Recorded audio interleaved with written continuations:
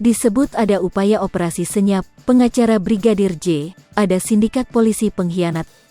Eka Prasetya, pengacara keluarga Brigadir Nopriansyah Yosua Huta Barat atau Brigadir J, bereaksi keras terhadap puluhan polisi yang diperiksa lantaran ketidakprofesionalan dalam bertugas. Eka Prasetya bahkan menyebut polisi berbagai pangkat dari berbagai satuan itu sebagai sindikat pengkhianat, sindikat karena mereka bergerak sistematis, sedangkan tuduhan pengkhianat karena mereka melanggar kode etik Polri, dalam hal ini menghambat penyidikan kasus pembunuhan Brigadir J.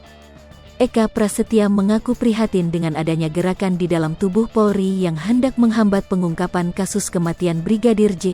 Ulah oknum puluhan polisi yang disebut pengkhianat itu mencoreng marwah institusi Polri. Eka Prasetya berharap sindikat pengkhianat Polri ini dibongkar lebih jauh. Pasalnya, perbuatan mereka pada awal-awal kasus kematian Brigadir J telah menyulitkan penyidikan ke depannya. Sebelumnya, jumlah polisi yang diperiksa Inspektorat Khusus, Irsus, bentukan Kapolri Jenderal Listio Sigit Prabowo, berjumlah 25 orang. 4 dari 25 polisi yang diduga tidak profesional itu dimasukkan ke ruangan khusus selama 30 hari untuk sidang kode etik. Terbaru, jumlahnya bertambah. Irjen Ferdi Sambo, ex-Kadif Propam, dinyatakan telah tidak profesional dalam penanganan olah tempat kejadian perkara, TKP. Ferdi Sambo pun turut ditempatkan di tempat khusus di Mako Brimob, Kelapa II, Cimanggis, Depok.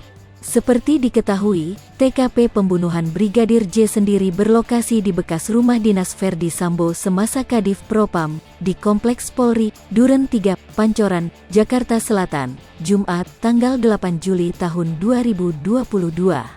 Brigadir J diduga baku tembak dengan Barada Richard Eliezer Pudihang Lumiu alias Baradae yang kini berstatus tersangka dengan jeratan pasal 338 junto pasal 55 dan 56 KUHP.